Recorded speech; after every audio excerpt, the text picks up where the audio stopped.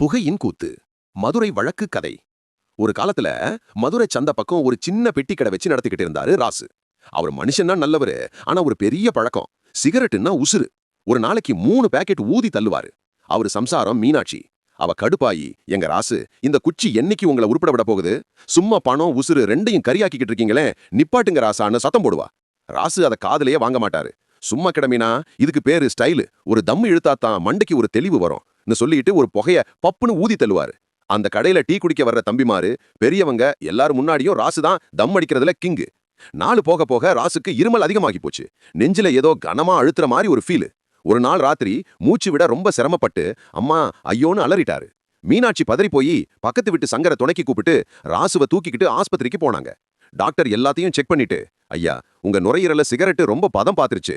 இதுக்கு மேல ஒரு தம்மு இழுத்தாலும் அது எமன் கிட்ட சர்டிபிகேட் வாங்குறதுக்கு சமம். சட்டுன்னு நிப்பாட்டியாகணும் தெள்ள தெளிவா சொல்லிட்டாரு. ராசுக்கு அப்பதான் உரைச்சுது.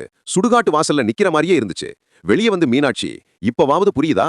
ஸ்டைலுன்னு சொன்னீங்களே, அது உங்க உசுறு மேல நீங்க வச்ச நெருப்பு. இந்த புகை வெறும் தூசு இல்லைங்க, நம்ம குடும்பத்தோட சந்தோஷத்தையே அழிக்கும் சாமி தண்ணீரோட சொன்னா. ராசு தலைய குனிஞ்சுக்கிட்டாரு. சத்தியமா சொல்றேன் மீனா, இனிமே இந்த பக்கமே இந்த பாழா போன சிகரெட் வராது. என் தப்பு புரிஞ்சிருச்சு.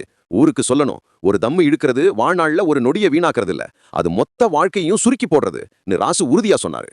அதுக்கப்புறம் ராசு முழுசா மாறிட்டாரு. அவரோட கடைக்கு போனா இப்பவும் டீ கிடைக்கும், ஆனா சிகரெட் பாக்கெட் கிடையாது. சிகரெட் கேட்கறவங்க கிட்ட ராசு இப்ப சொல்ற ஒரு வாசகம், தம்பி, புகையில இருக்கிற தம்பு சும்மா பொய், அது நம்ம உசுரையே மொத்தமா அரிச்சு தின்னுறோம். விட்ரா சாமி இந்த பாழா போன குச்சிய. ராசுவோட இந்த மாற்றம் அந்த சந்தையில நிறைய பேரோட வாழ்க்கைய மாத்திச்சு.